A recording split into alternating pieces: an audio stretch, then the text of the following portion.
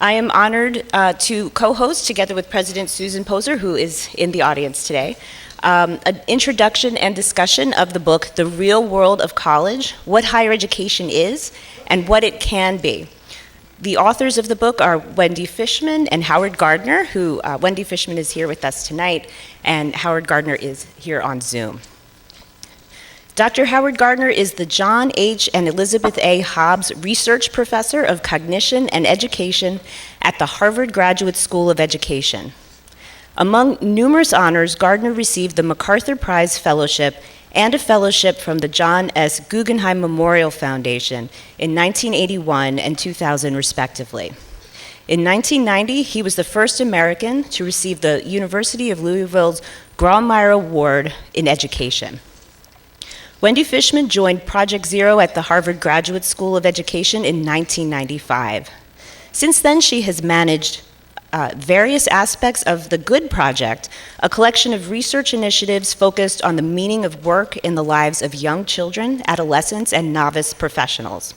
With Howard Gardner, she has completed a large-scale national study of higher education in the United States. Their book, The Real World of College, which is the subject of today's event, was published by MIT Press in 2022. For more than 10 years, Wendy Fischman and Howard Gardner conducted and analyzed in-depth interviews with more than 2,000 students, alumni, faculty, administrators, parents, trustees, and job recruiters across 10 disparate institutions, 9 undergraduate, non-vocational schools, and 1 undergraduate engineering school as a comparison. Their findings, based on rigorous data collected before the pandemic, challenge assumptions and characterizations in the media, especially in terms of how students understand the purpose of college, what worries them, and how they think about their futures. So here to tell us more about the book is Howard Gardner, who will start off our discussion, and Wendy Fischman. Hi there. I hope you can hear me and see me.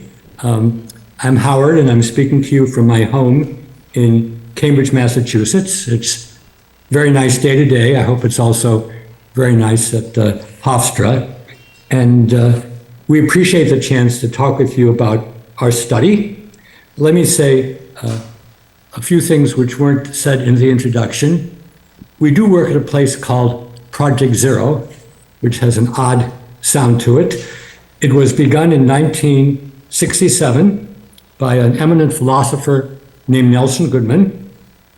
Goodman felt there was a lot of lore about education and the arts, but there was very little systematic knowledge, very little that you could teach in confidence, whether it was in music or drama or theater, ballet, writing, and so on.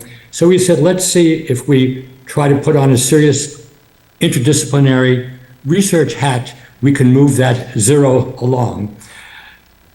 I've been with Project Zero since the beginning, and as you heard, Wendy's also been there for a long time. I did the ad, and we should call it Project is 80 now, because together we've been there for over 80 years, and we hope we've moved the zero in a positive direction. As Wendy mentioned, a quarter century ago, we began to study the professions, medicine, law, journalism, and so on. And we found something sort of disturbing in that most young people didn't really understand what it meant to be a professional. Of course, that's not the fault of the young people, it's the fault of the old people for not communicating what it means to be a profession. And so we began to think more about what students learn in college, and we actually taught a seminar at 3 different schools, and we began to read some books about colleges and universities.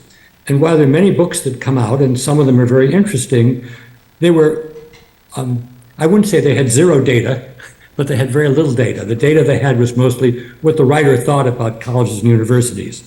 So we decided to do the opposite, to collect a huge amount of data from various constituencies, some of whom I would imagine are seated in your auditorium. And then we spent about 5 years collecting data from over 2,000 informants, and we spent several years analyzing those data. And now, as you'll hear, we're going to talk about what it is that we found what we think it means, and then with you, we'll try to problem solve about how we can do a better job in higher education for all the various constituencies who have a vested interest in this country and other countries giving the best education possible beyond secondary school. So with that introduction, I'm going to turn it over to Wendy, and we'll do questions and answers together, all the difficult questions to her and all the softballs to me. Hi, Wendy. Hi, can you hear me? Yeah. Okay. So we're going to switch to the PowerPoint. Can everyone else hear me? Yes.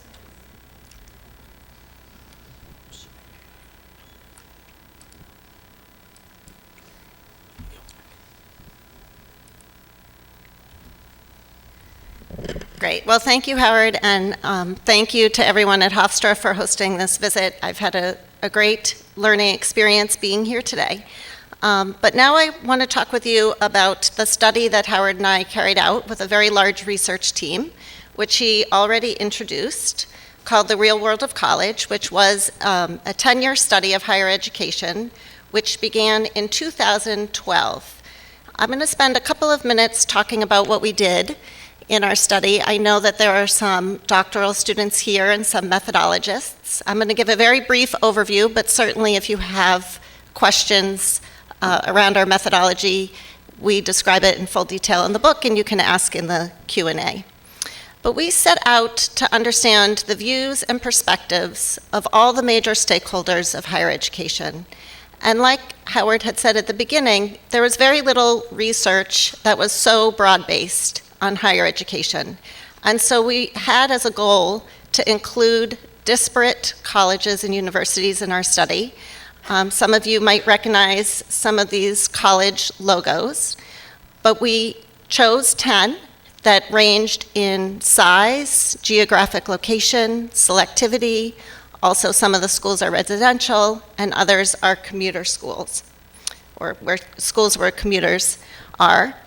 We interviewed 2,000 individuals across these 10 schools, and they represented 8 different constituencies. So we interviewed 1,000 students, 500 first-year students, 500 graduating students. We interviewed 500 faculty and administrators, 500 off-campus adults, trustees, parents, young alums, and job recruiters. And it's important to know that we didn't have any hypotheses when we set out to do our study. We had an interview questionnaire that lasted about an hour, and the questions ranged in depth in terms of what individuals thought the purpose of college was, what the goals should be, what kind of experiences students should have in the classroom and out of the classroom. We asked what kind of problems exist on campus, how students should solve them.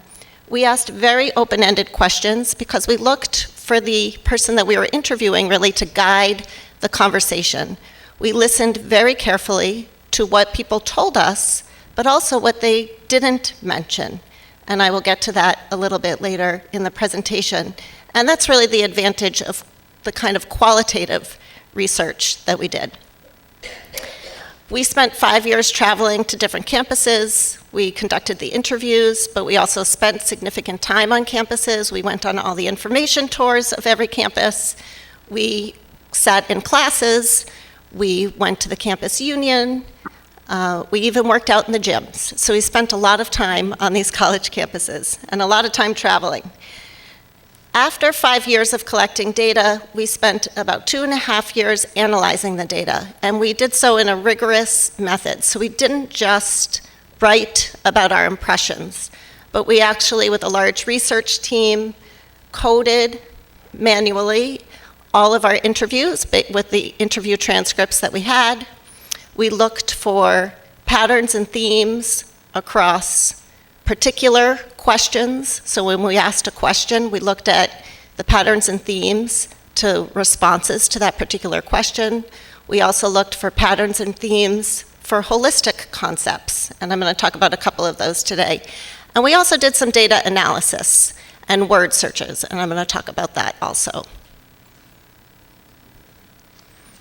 So the first finding to keep in mind as I talk about what came out of our study is that students across disparate campuses are similar, more similar to one another than they are different. And this even shows in the words that they use.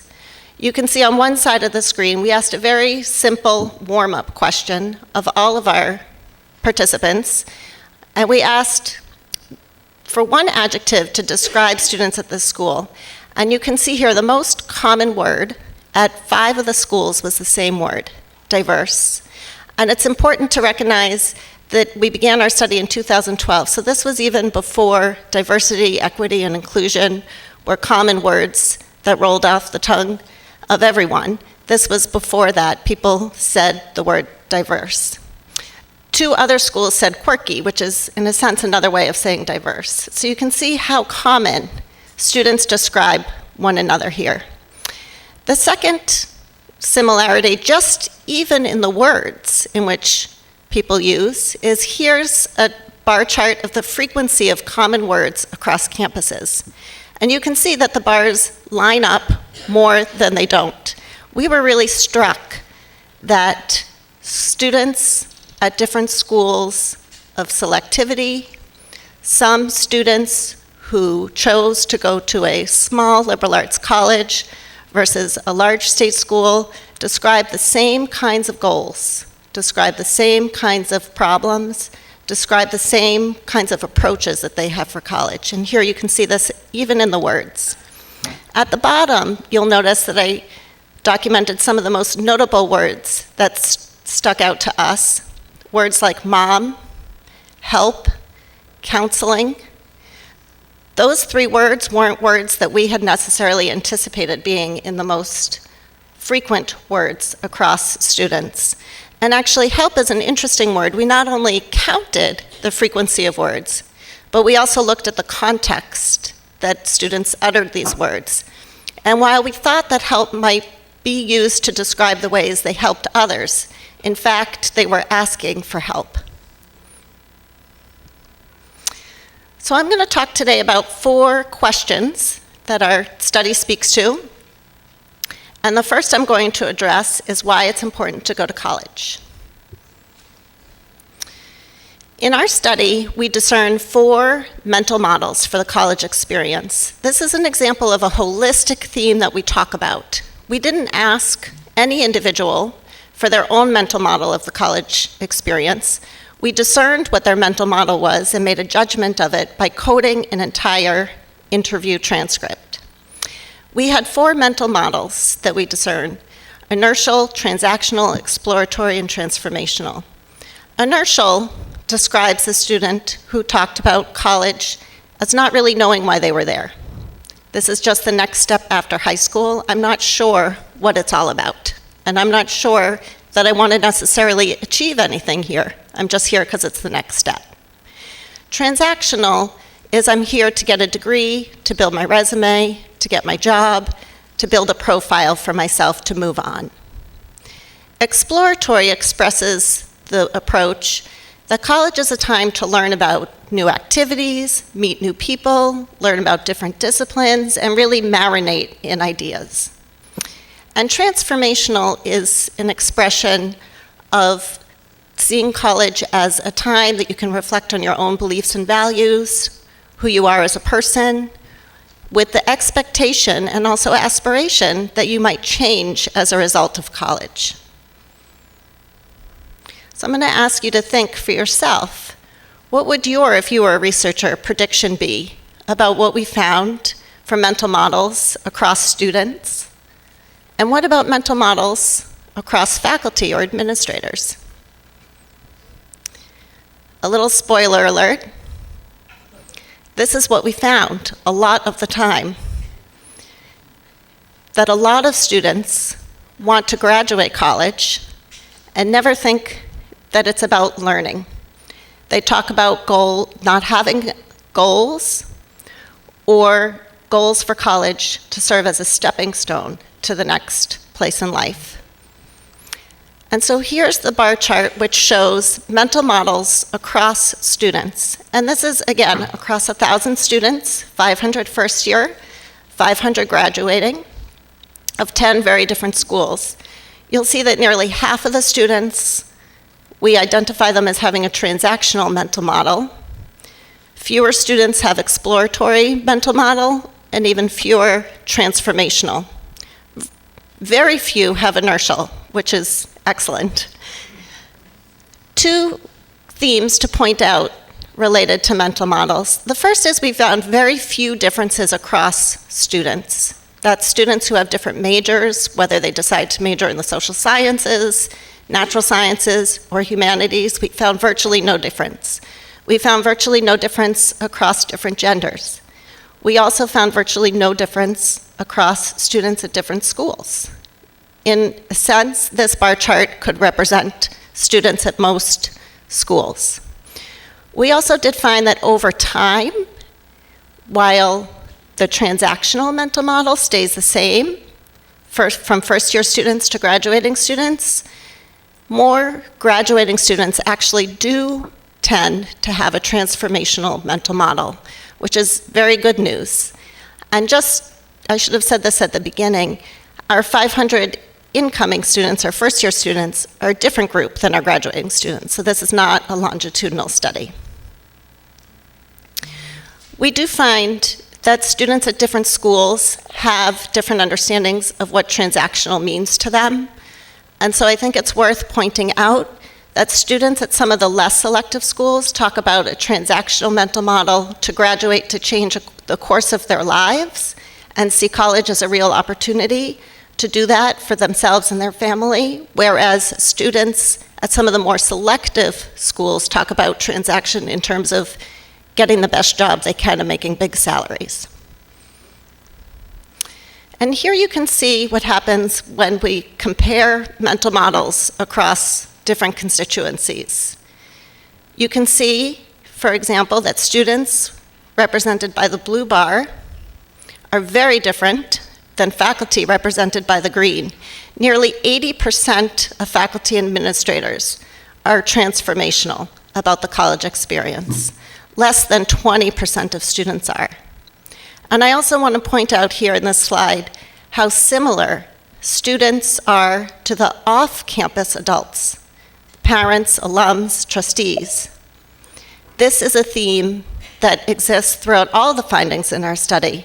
We very often find faculty and administrators to be on their own island, and that students are actually much more in line with the adults that they presumably don't see every day. So now, what can students get from a quality higher education?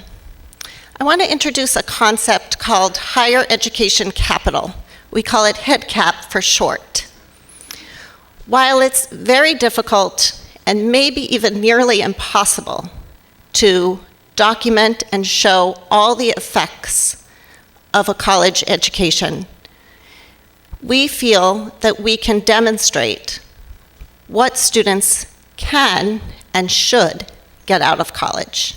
And that's what we call higher education capital. We define it as the ability to attend, analyze, reflect, connect, and communicate on issues of importance and interest.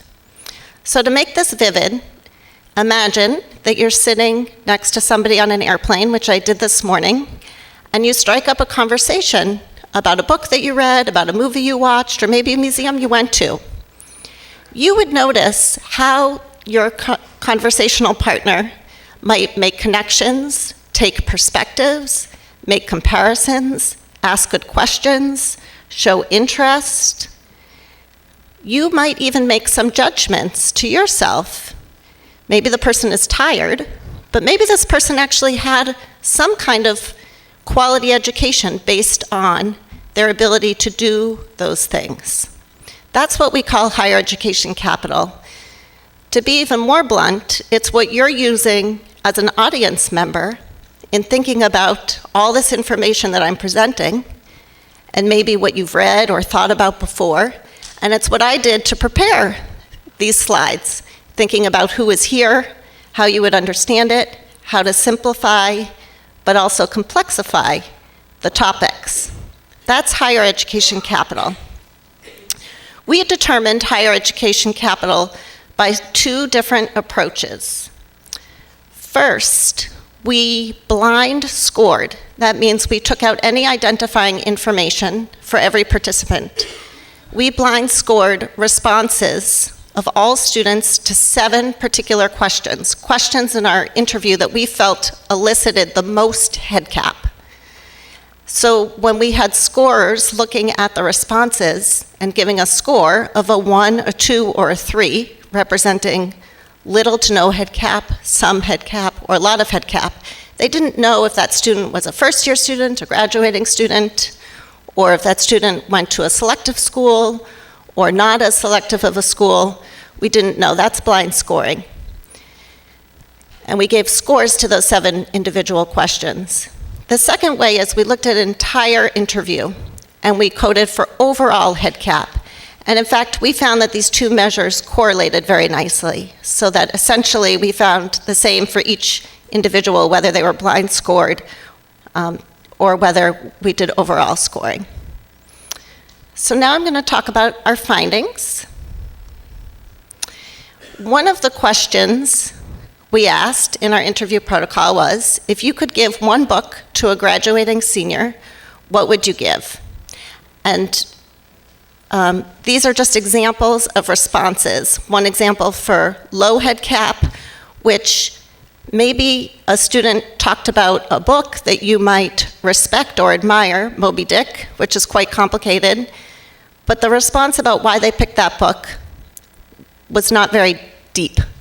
All they said was because it's the best book ever written.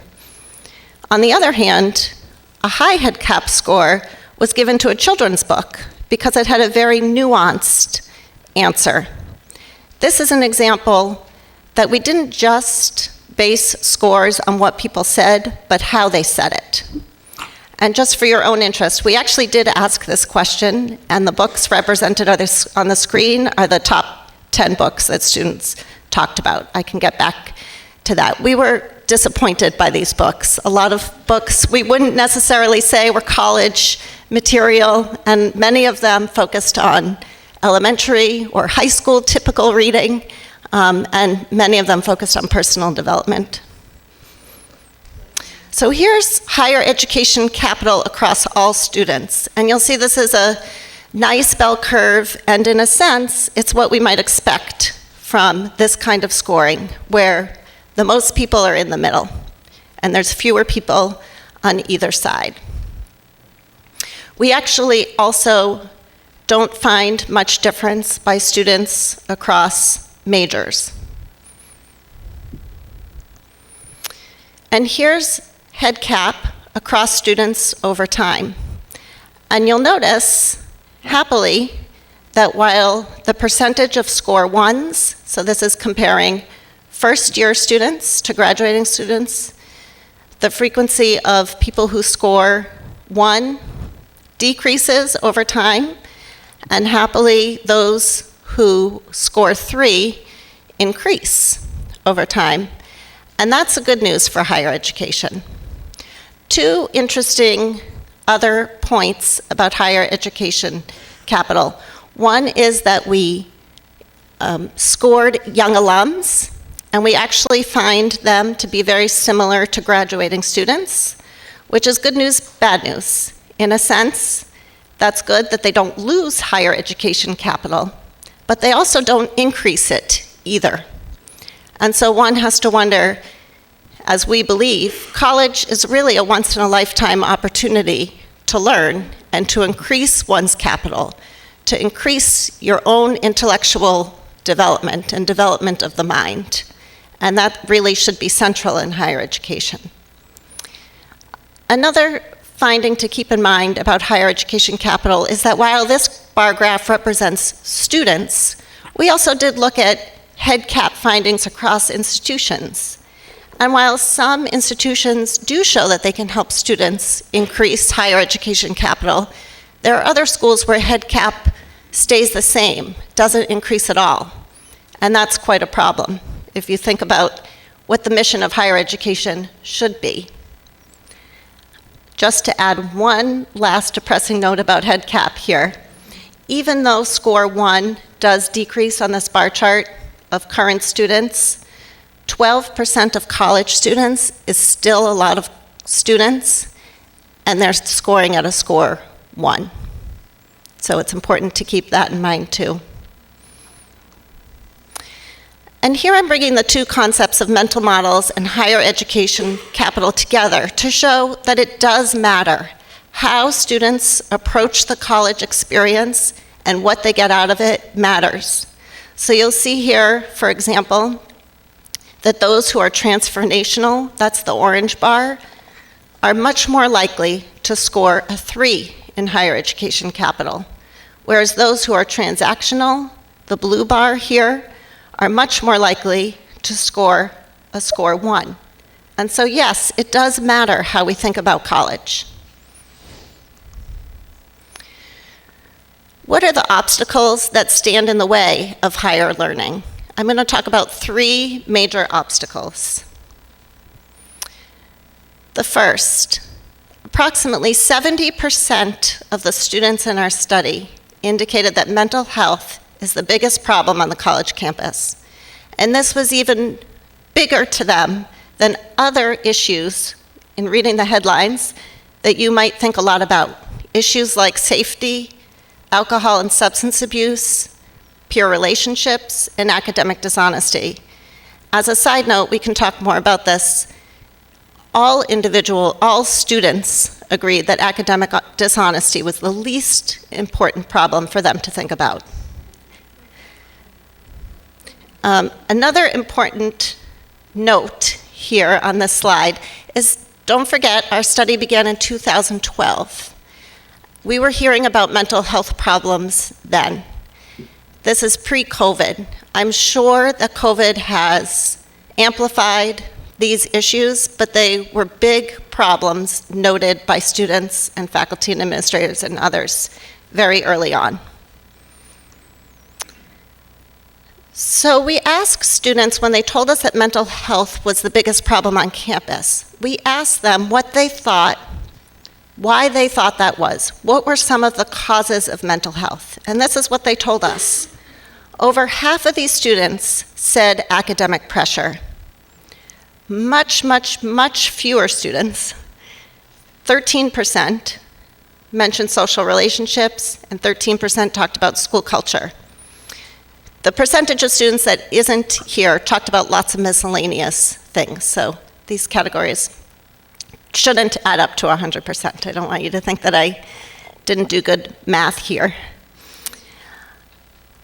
But it's important to think about what is academic pressure, because sitting in the audience, you might think academic pressure is about understanding material, thinking about how you might use that material and how you process that material, or keeping up with the workload that you have, that a professor might assign so much reading that students get stressed out about doing that work.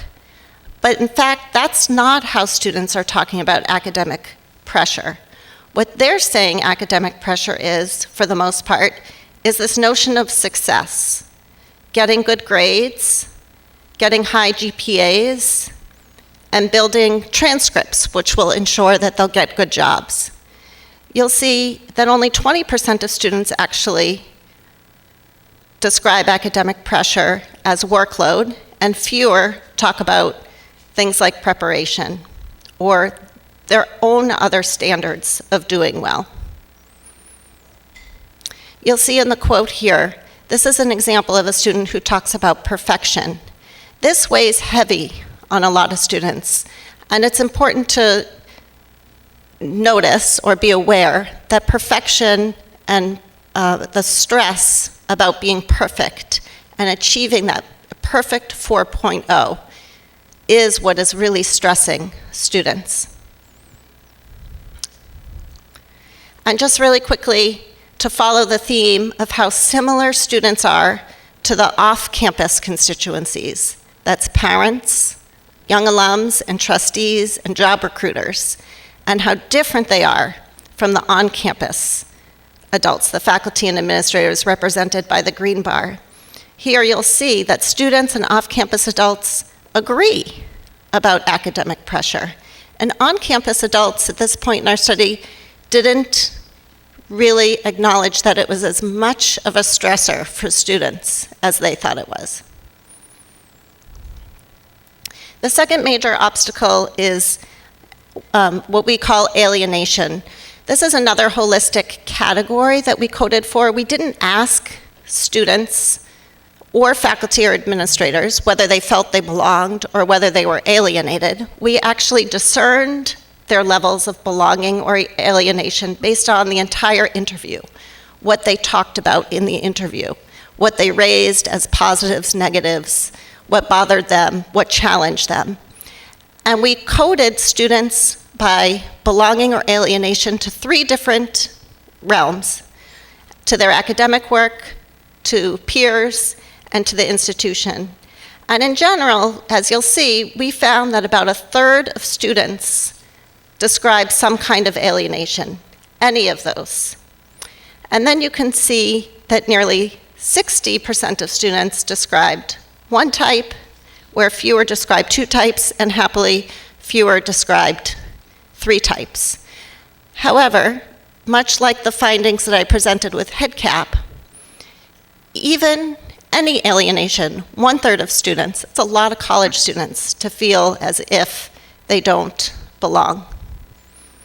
We do find that students feel the most alienation from their institution, not as much from academics or their peers. And if you're interested in how faculty and administrators scored on their alienation and belonging, ask me in the Q&A. For students, we do find that alienation increases over time. This is a finding that's already in the literature, but we do verify in our study that we found this as well. And you'll notice that in general, alienation is higher at the institutional level. The third problem is not a problem that was raised by students. It's a problem that we raise. And this is I versus we. As I mentioned at the beginning of the slides, we spent a little bit of time with data analysis and doing word counts and looking at the frequency of words. And we do note the overwhelming proportion of students who use the word I over we. In fact, we find that students use I 11 times to the word we. And as you'll see at the bottom of the slide, this only increases as students get older and move into different stages of life. Parents actually use it 14 times. Young alums use it 22 times, I over we. Interestingly, at the same time, look at the faculty and administrators, 4 times. So that would be an interesting puzzle to talk about, maybe something else you want to ask about in the Q&A. This bar chart, by the way, just shows the I words by the blue bars to the we words. You'll notice at one of the schools, the red bar, the we words, are a little bigger than some of the other schools. We don't talk about our findings per school, so I can't tell you which school that is, but there are reasons for it. So I guess what I'm suggesting is the messages that schools give to students are important. So how can we improve the college experience for everyone? I'm going to talk about some recommendations based on our own study. First, messages, as I just said, are important and vital. And here you'll see that I suggest that they're very important at young ages. The first parent taking the kindergartner to preschool, or kindergarten, I suppose, I got from the New Yorker. The second one I got from my own school, from the college magazine, actually. And those are parents saying to their student, be afraid to try new things. So what are the messages that we're giving to our students at young ages? That's an important piece of the puzzle that we need to think about as individuals, but also as institutions. But what can institutions do? Here first, I want to point your eyes towards a word cloud. These are the key words of the mission statements of the 10 schools that were involved in our study. And I'm pretty sure that you might find some similar words for Hofstra too. These are all laudable goals. They're all things that we want to achieve. They're all things that we want students to have. But the question is, can a single institution make good on all these promises? Maybe the whole sector can, but I'm not sure that a single institution can.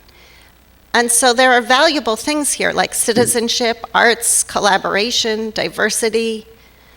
But we need to reflect as institutions what our primary goal is and where our intellectual development. You might not see HEDCAP here, but what are other words that talk about it? How often do they come up? Do those words come up when you go on admissions tours? Are they posted on the walls? Do faculty embody those kinds of things? This is what is important. And so we argue that for starters, institutions need to do two things. The first is to develop and model a single mission about the importance of teaching and learning, because that's what higher education is about, and that's what we should make clear. Most other wonderful values that students can learn can be learned in other places. But our higher education institution should be about teaching and learning, and our mission needs to reflect this. And then the second is to sculpt programs, projects, and centers that relate to that mission and drop those that don't. They really confuse students. There's lots of acronyms and programs, and most students don't even know that they exist. We call this projectitis, and we want institutions to think about the number of projects they have and centers, and to hone what they offer, and to onboard students, you'll see on the side of the slide there, to what's most important, and intertwine what's most important to teaching and learning. And so if ethics or leadership or diversity or citizenship is important to an institution, it needs to be carefully intertwined into the academic program, and students need to be carefully onboarded to what's most important. So that's it for my slides. I look forward to having a discussion with Howard and Rebecca and to hearing your questions. And thank you very much.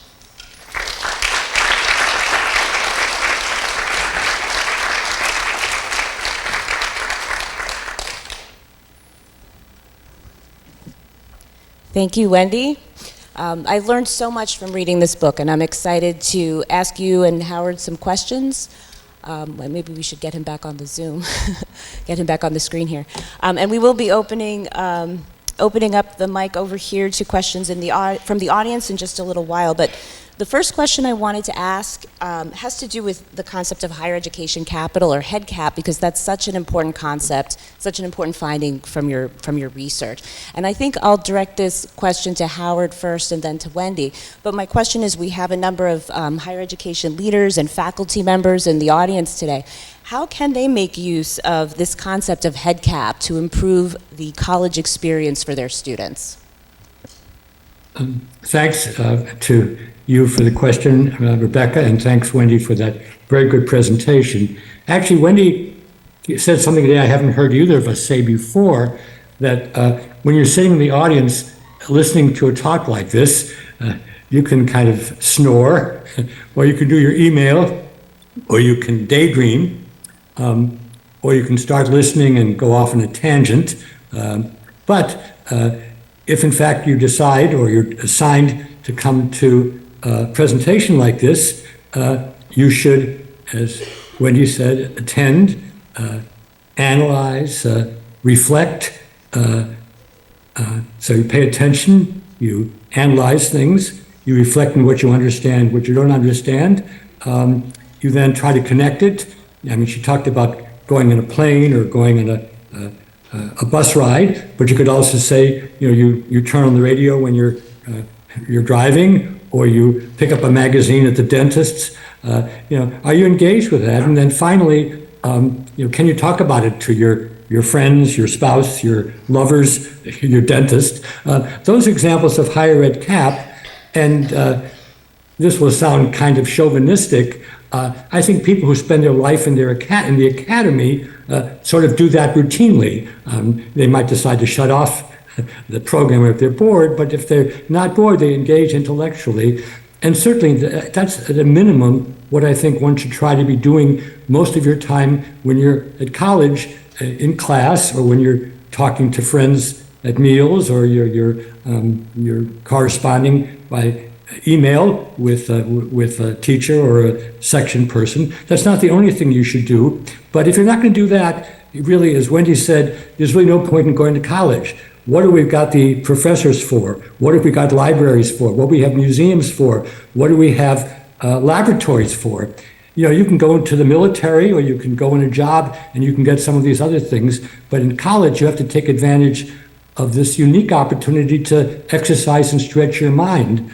And as Wendy said, it's telling that once you leave college, the HEDCAP doesn't go up at all. So this is a once-in-a-lifetime experience to enrich your neurons, make connections, and create some capital which you can draw on even as you're as old as I am. Yeah, I would just add, I think, can you hear me? Is this working? Okay. Maybe you asked about how we could make use out of HEDCAP in a college setting, or maybe how faculty can. And in current work that we're doing now, we're spending a lot of time talking with students and having students talk with one another. And I think that's really important as we think about higher education capital, because it's not just what you might learn and get from a course, but it's the ability also to talk about it and communicate it. And so it's important, not just for a job interview, but in life, to be able to communicate your understanding of something. I'm reminded of Kenyon College, which was one of our 10 schools, which is a school known for its focus in writing, but they have students write across the math and science curriculum, and part of that is not just to make sure that they understand what they're learning, but also focus on communicating that learning. So in thinking about maybe as faculty how we might encourage higher education capital, I think it's getting students to really talk to one another, but also to faculty and administrators about what they're learning, and to practice writing it as well. Yes, thank you for that. And I think it's important to sort of underscore the contrast between what faculty and administrators think about college and what students and their families think about college. Dr. Gardner, you had mentioned one of those contrasts with regard to HEDCAP. Another one from your findings was with regard to the transactional view of college versus the transformational view. So another question I have for you, and Howard, if you could respond first, and then Wendy. What advice do you have for college leaders and faculty and people who work in colleges and universities for how they can help students to cultivate more of a transactional view of college? You mean transactional or transformational? My apologies, a more transformational view of college. Thank you. Okay. This is a tough question. Schools cannot work unless there's a general agreement about what's important and what's not important. And we know from our study that most of the constituents are not particularly oriented toward transformation or exploration. And so we can't just sort of have a magic wand and say, you're all going to agree that this is the major purpose of college and everything else is extraneous. But I believe in conversation. I believe in debate. Wendy and I wrote a cover story for the magazine Trustee, which goes to 22,000 trustees from universities and colleges. And if she or I were visiting a school, we would sit down with the trustees over a meal and say, well, what's the sine qua non of college? Why do we have college? Couldn't Google run a better college?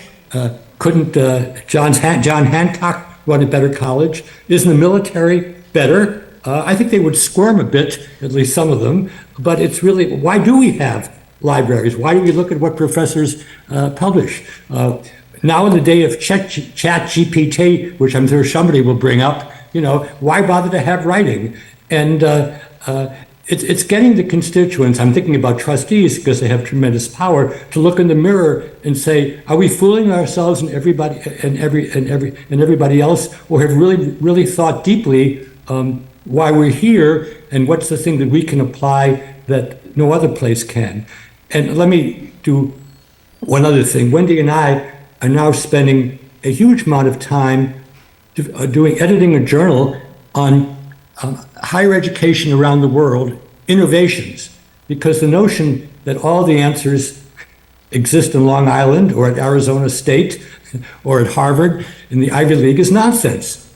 There are interesting experiments going on all over the world, whether it's in India or Japan or Scandinavia, and there are interesting experiments going on in the United States, which people may not have heard of, like Minerva or the University of Austin, which is not Texas. So don't assume that because you liked it a certain way for yourself or for your children, that's the way it has to be. So I think we need to do some very fundamental discussion. That's probably true for every sector of the society, but for better or for worse, Wendy and I are working in education. And Wendy, you might also want to say a bit about the messages starting from kindergarten, because I think that's relevant as well. You read my mind, because that's what I was just going to talk about. I'm a firm believer that colleges and faculty and administrators can help students become transformational. I think in part that's a job of advisors or an advising program where it works well. But also faculty talking to students about what they see as the purpose of college on the first day, checking in with them regularly and seeing what holds as they go through. But as Howard mentioned, my own area of real interest, and maybe this is because I'm a parent of 4 kids, 2 have graduated college, 1 is in college, and 1's a high schooler, is that I think this is a responsibility of K through 12 education in our country. I think students get a lot of missed messages or bad messages about what higher education is about. In our country, when you go through high school is about getting into college. That's the focus. It's not ever on what college is actually for. And if you think about it, wouldn't it be wonderful if, rather than just going to college advising and thinking strategically based on grades and scores and the number of extracurricular activities you were involved in and led, somebody actually asked students, what do you want to get out of college? What's important to you? What do you think the purpose is? How might you see that this as being a major part of your life? I don't think those conversations happen in high school. So I think we need to be very careful at the younger ages about the kinds of messages and the kind of questions we ask. That's such a great point. Could I add something? Yes, absolutely. Yeah, this is an idea that Wendy and I just got talking last week to an expert in higher education. I think his name is Stephen Mintz. Is that right, Yes. Wendy? Yes. It'd be great if, in the course of high school, you had a period of a few weeks where you could actually give students a feeling of what it's like to be in a college seminar, to read a difficult book, or to watch a complex movie, or to analyze an experiment in the kind of way that happens in good liberal arts. I hope it happens at Hofstra. And this would serve 2 purposes. One, it would help students see what they could expect if they go to a college which does liberal arts. As Wendy said, we did not look at vocational schools. They have a different goal. But also, and this may make some people squirm, which students are not ready for college. If I were the czar, and thank goodness I'm not, I would say that 90% of students would benefit from a year or 2 after high school where they do some work, and they also get a chance to see what it is that they don't know about life, which includes things like balancing your checkbook, but also things you don't understand because you haven't had a chance to engage in discussion about books or about current events and so on. And this is one of the things we're going to learn more about in Europe. Students go into higher education at an older age. They don't have the kind of crazy competition for getting into colleges that we do. And this gets more tricky. A lot of kids at the age of 10 or 12 are guided toward a vocational track because it looks like they wouldn't be able to handle liberal arts.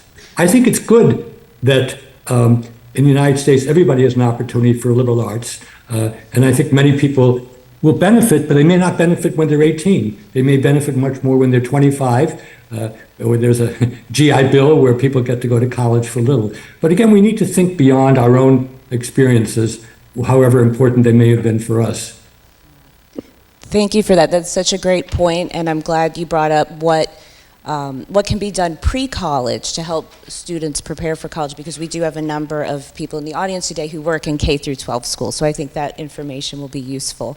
In just a minute, I'm going to ask people in the audience if they have any questions, and you'll be asked to come to the microphone at the front here. But before we do, just one question about your research methods, because we have a number of doctoral students in the audience today. And as you mentioned, Wendy, this was a very large-scale study that involved extensive data collection and analysis and a long-term study. Based on your experience with this research project and others, what advice do you have for doctoral students and other novice researchers in education or other social sciences? Howard, I'll ask you first once again, and then Wendy. Well, we will follow up because I gave a talk at the American Education Research Association a year or two ago on 12 messages for students going into research. And probably the best thing we can do is to simply send you the link. But very briefly, the most important thing is that there's something you really care about and you want to understand. And you may not have that right away, but if you don't have something you care about and want to understand, then you should go into something else. Once you have that, then of course the tools you need is to be able to research them in ways which are up to date. When I was in graduate school, we hardly had computers, and now you have to be quite computationally sophisticated. You need to monitor the literature because you don't want to reinvent the wheel if the work has already been done. And you need to, this is something that Wendy and I didn't measure directly, you need to measure your own passion indicator. Because if you're not passionate about something, probably you shouldn't spend your life doing research. I mean, you need to know enough to be able to analyze somebody else's, but at this place, Project Zero, most people at Project Zero have spent their lives there, and we have to raise our own salaries, but that's because we really are excited to find out questions that we don't have the answer to. So you have to monitor yourself, and not everybody has to be a researcher, but if you want to do that, there has to be something you care about, you want to get the tools, and then you should learn to write about it clearly so other people can understand it, and master the means of analysis and the means of communication. 10 years ago, we were debating whether people should post their findings online before they put it in a journal. I was horrified by the idea, but perhaps I'm the one that's out of step. So those are some quick things, but we'll send you the link. And I guess I would just, my own suggestion would be just to leave things open sometimes and leave open the possibility for participants to actually tell you what they're thinking rather than to create something so narrow that you don't know what's on people's minds. And so I think obviously so much is based on survey data, but I think what I really enjoyed, but also think is important about our study is the qualitative approach and the open-ended approach, which reminds me that I promised at the beginning to tell you what we heard, but also what we didn't hear, which is very important, and that comes up in terms of the challenges. We had anticipated that students would talk a lot about finances. We rarely heard that. Once students decide where to go to college, they rarely talked about finances. That finances was much more important in terms of their choice about where to go to school. We didn't hear a lot about free speech. We also didn't hear a lot about social media and that creating angst and anxiety for students. And so it taught us that we have to pay careful attention to what people are saying, but also what they don't say, and not just assume that you're getting the full story by reading the headlines. Thank you for that. Such great advice. As a higher education policy researcher, I was surprised by that finding of yours, because in the policy world, we're talking about college prices all the time, and to know that once students get to college, it's not on the top of their minds at all was very interesting. And I teach qualitative research methods, so thank you for your comments about the value of qualitative research. Thank you. That was not planned, right? That was not planned. Thank you. So I want to ask the audience if anybody has any questions. If you could please step up to the microphone here. We'd love to hear your questions, and our authors would love to answer your questions. So.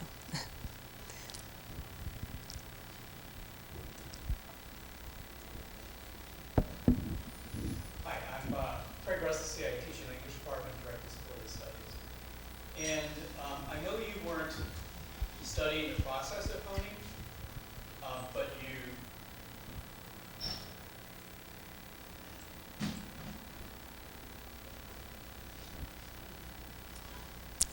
Do you want mine?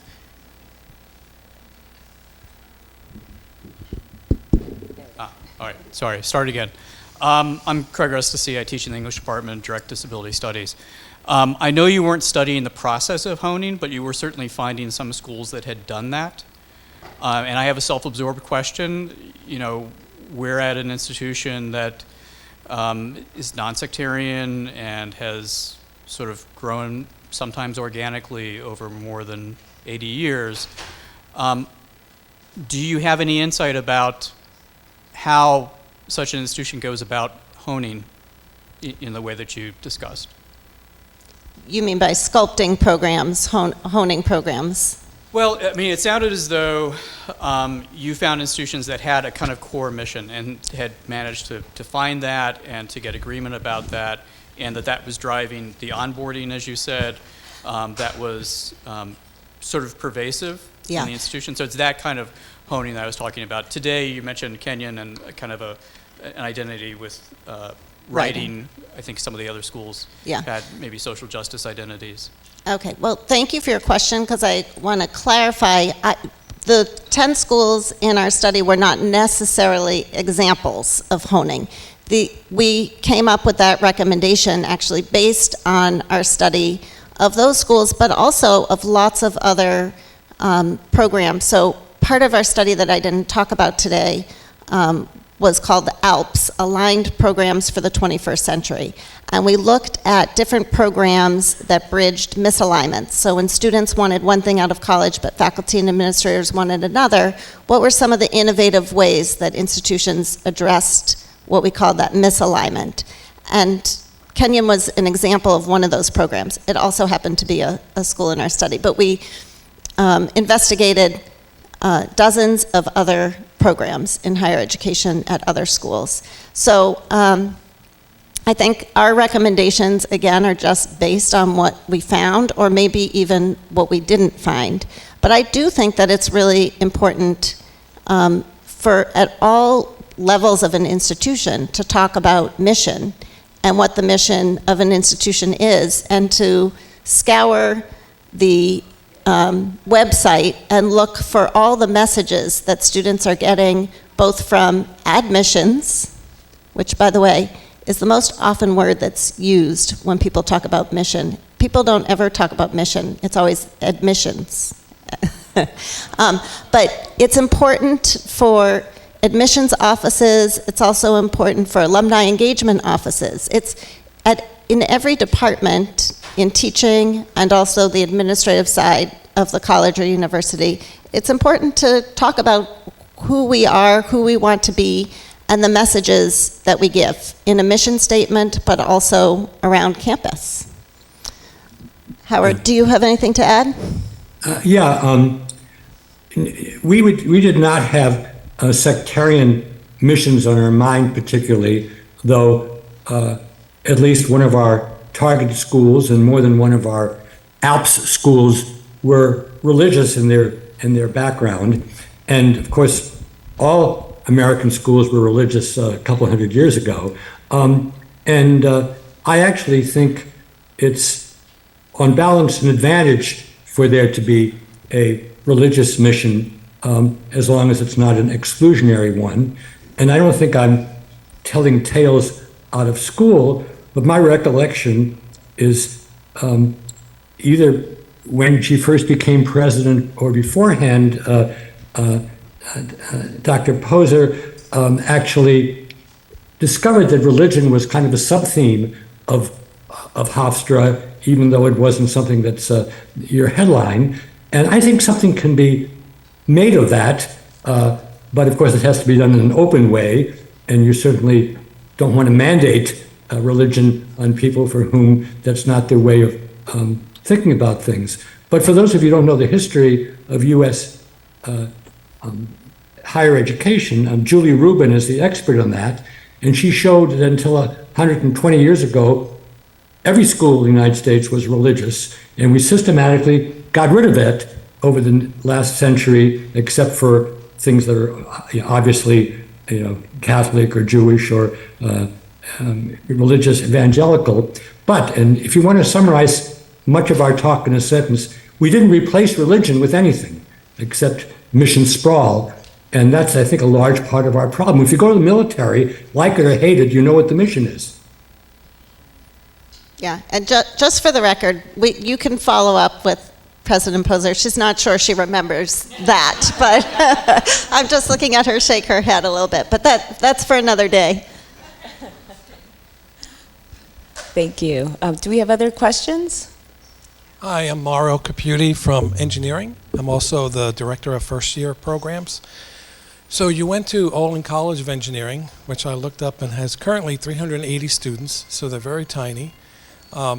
Your talk was directed to going to schools that are liberal arts. They're certainly not, I would imagine. They're a very, very unique engineering school. They have unique programs there. I don't know if you spoke with other engineering students at other colleges. You did, okay.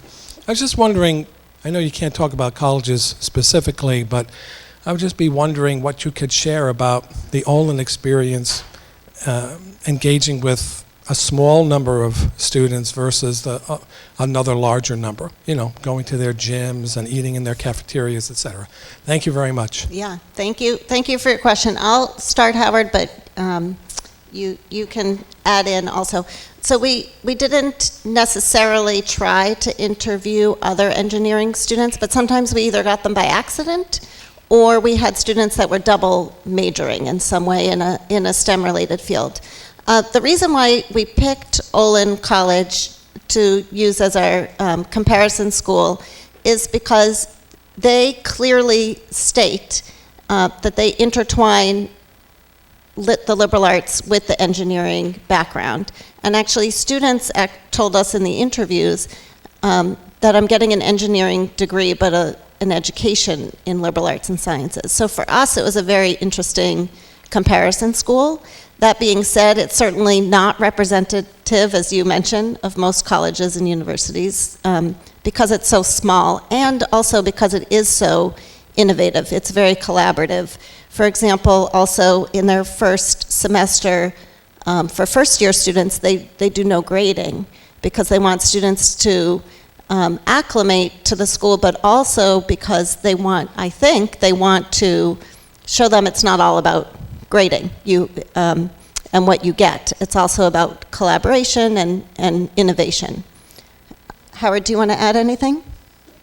Sure, I'm glad the question came up. We quote someone in the book as actually saying, I'm getting the best of both worlds, a liberal arts education and engineering degree, but I think the questioner has put his finger on why that's the case. It's actually very, very interesting because all over the world, people are either marching to Olin or Rick Miller, the former president, is flying there. But the challenge always in every aspect of American life, and it may be beyond America, is to copy the superficial stuff rather than the deep stuff. And just two things which the audience may not know. Number one, there is no tenure at Olin. And number two, people are welcome to do research, but that's not basically what they're evaluated on. So it's, I don't know if anybody has ever compared it to a commune from the 19th century, but it's a very specific kind of mentality. And the challenge for anybody who wants to do Olin or Minerva, which is another experimental school, is to do the deep structure and not the superficial stuff. Also, Olin picked as a second president a very different person with very different values. And one of the interesting things, I can talk about it because I don't actually know what's happening, is that at Olin, students for next year used to be picked by the present students and faculty. And so there was a real danger of self-replication. And obviously, that's a risk, though we would like to have self-replication of the best and most important features and not the superficial ones. Great, thank you. More questions? Thanks so much for being here today. My name is Birch. I'm a first-year doctoral student. I also work as an associate dean in the Center for University Advising. You guys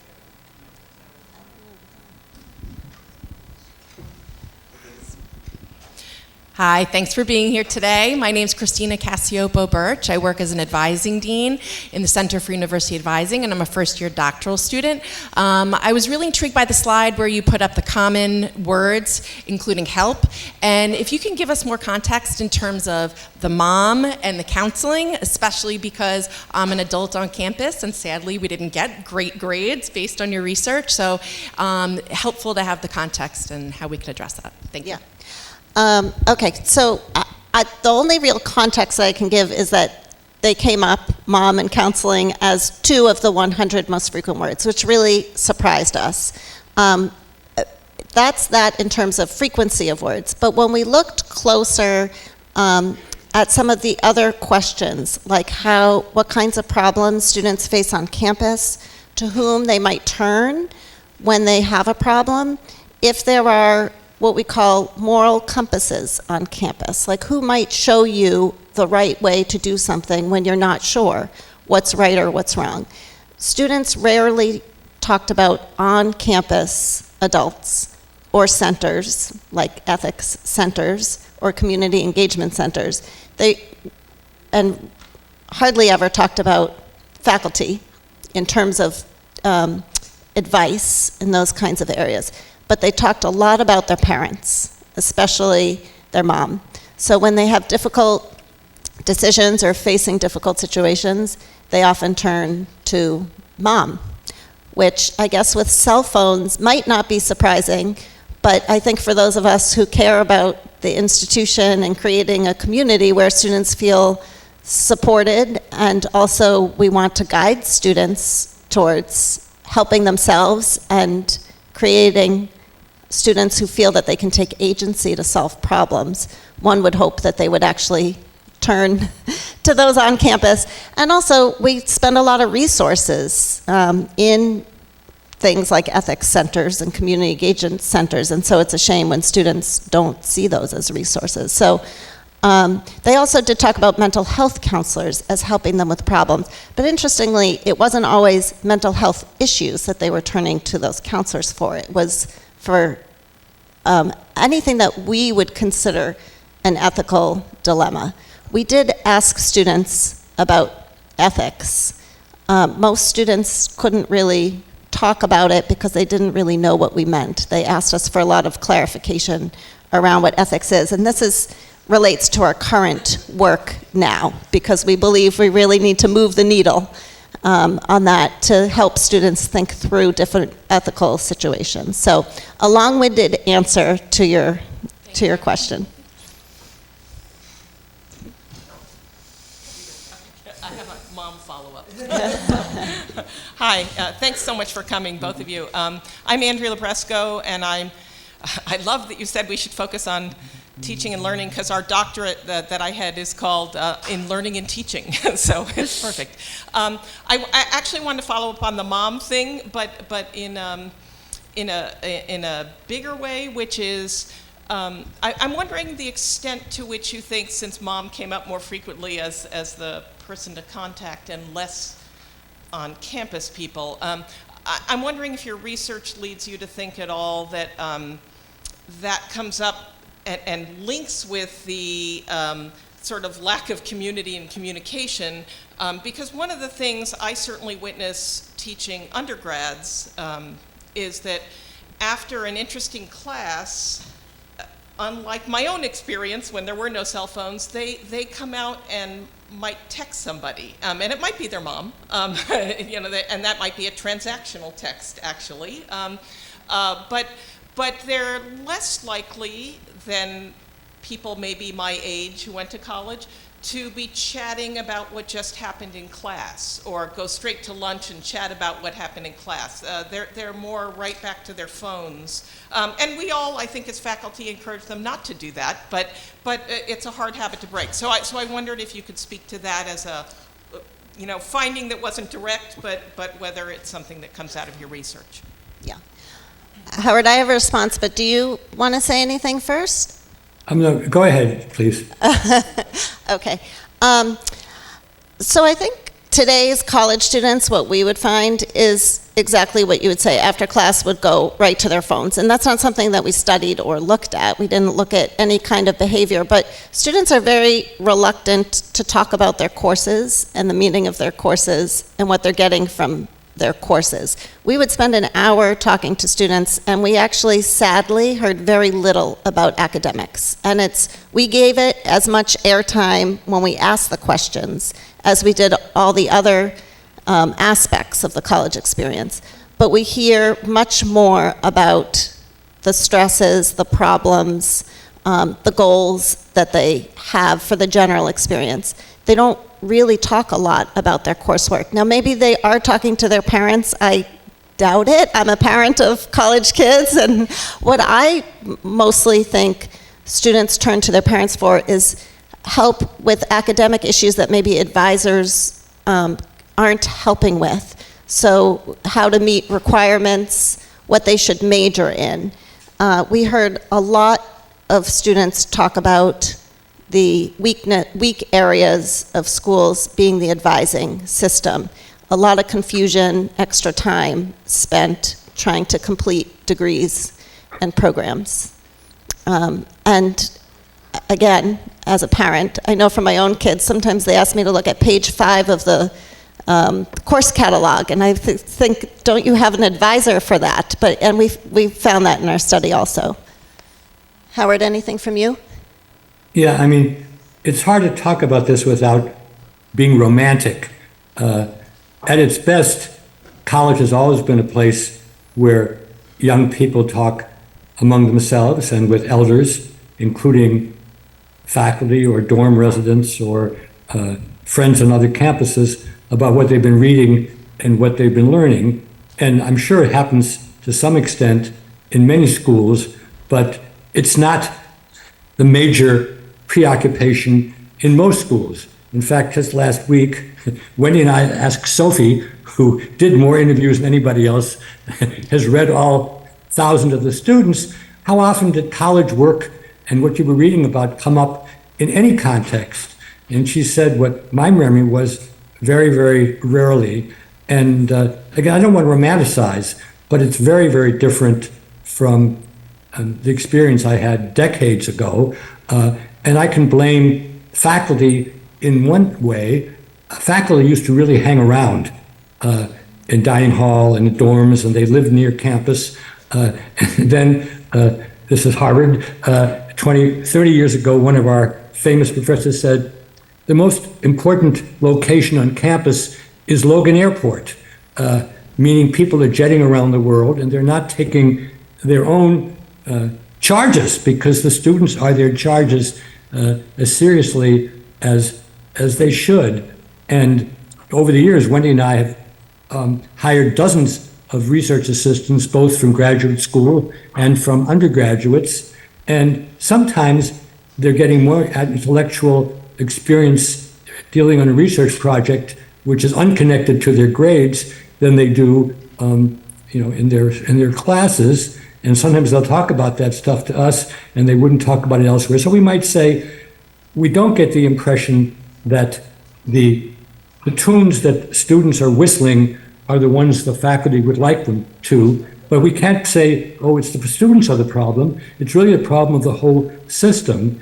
And we could tell you, if we were, which schools and which programs are exceptions, but that's not. We can't do that out of fairness to our result. All we can do to our fairness to our informants, but we can talk with you, and you can read in the back of the book the ALPS programs, the ones which we think did, shall we say, intertwine things that matter with the student's own consciousness, which is not to say that everything they talk about doesn't matter, but if it's not related to what they're learning in school, then they needn't really be there. Yeah. And you're actually reminding me to say a word about what we're doing now. We're beginning to work with colleges and universities on helping them intertwine ethical issues and problems with the curriculum and with the experience of students on campus. And we're doing that in a few different ways, and if anybody's interested in talking with me afterwards, I'm happy to share that. But students don't really seem to know, even if they're in liberal arts and sciences, that is what the curriculum is trying to do, but they don't connect what they're learning to how to solve problems. It's so interesting. We do have time for one more question. Thank you. Thank you. Hi, Mina Bose in political science. I'm wondering if you would speak to the public investment that may be necessary for the kind of transformation in higher education that you've discussed. I think in your book you said that, and I think you brought this up, that mental health concerns were more important than financial concerns. But we know that student debt is a big problem, right? And that ultimately this can constrain professional opportunities for students. So everything that you've discussed, it sounds very exciting and requires a real investment of human capital, and that costs money. So I'm just wondering if you could speak to that piece of the change. Sure. Howard, I'll start, and then you can finish up and wrap up. Is that okay? Yeah, but if you would paraphrase the question, because I couldn't hear it. She's interested in how we encourage more investment in higher education. Is that fair? Public investment in higher education. So I will just quickly tell you, and I'm going to turn it over to Howard, that at one point, I think we had an article called People, Not Buildings. And so while I think that higher education needs to focus on raising money for what's most important, and that's people, to do all the work that we just talked about, to have the important conversations, to be the advisors, to be the ones that students turn to, rather than focusing on the absolute best campus center, rock climbing walls, trying to think of what else, offering incredible study abroad programs on private islands. There's a lot of that at all colleges and universities, a ton of programs that could probably be cut and repurposed to invest in people rather than bells and whistles and lots of programs that students don't know how to make sense of. So I know that's a glib answer, but that's my immediate response to your question. Howard, do you have a better response? No, it is a good question. In 1946, 47, then President Harry S. Truman said higher education should be free in this country. It's a famous report.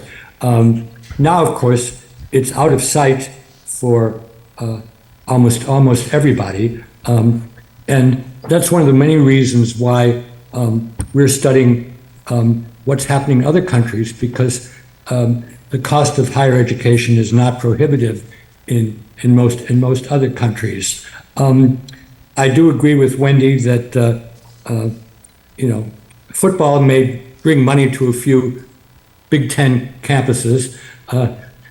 Does Harvard need 42 teams in sports I haven't heard of, where students are recruited in their, Wendy, how early in their freshman grade.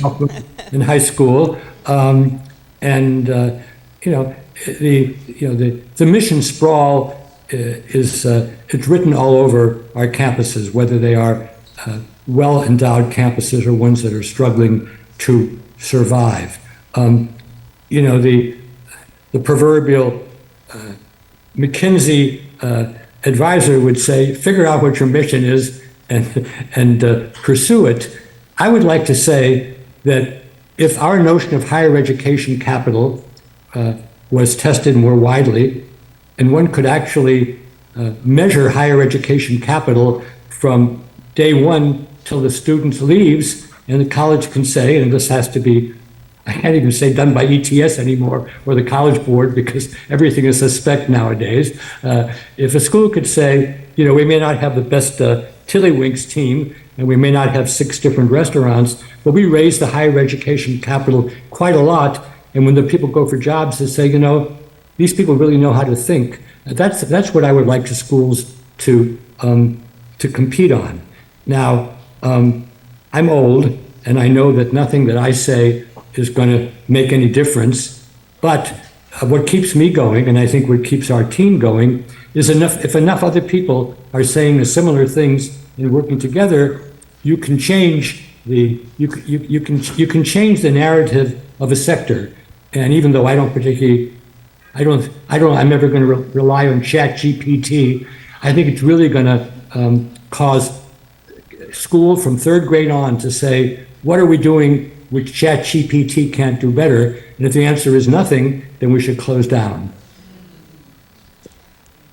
So thank you for that. I think that's such a great point to conclude on. So thank you so much. Thank you so much, you both, for being here. And I know I learned a lot, and I'm sure our audience did as well. We do have some copies of the book over here, so I want to leave a few minutes before 6 o'clock so that Wendy can sign some books for you. But I want to thank Howard Gardner and Wendy Fischman again for being here and for discussing your research with us. Thank you. Thank you.